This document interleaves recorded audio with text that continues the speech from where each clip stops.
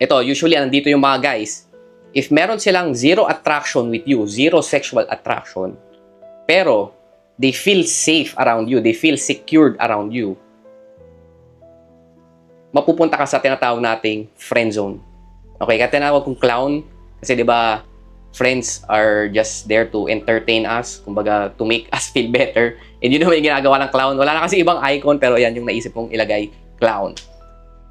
So they're not attracted with you. They're not sexually attracted with you. Ayan, zero yung attraction, but they feel safe around you. So every time, for example, meron silang bad boy. So meron silang bad boy, every time na sinasaktan sila ng bad boy, sa sayo sila pupunta. It's because, yun nga, mas safe sa'yo. Pero never ka nilang pipiliin kasi they're not attracted with you. Yan, no? They will not choose you because zero yung attraction. But they will hang out, they will stay around, they will keep you there.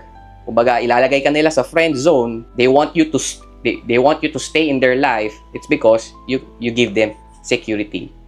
Pero again, huwag kang matutuwa doon kasi nga, they won't choose you. Di ka naman nila pipiliin kasi they're not attracted to you at the first place. So, kaya ka rin napupunta sa friend zone, it's because, they're just not sexually attracted with you. So, kaya friends lang kayo.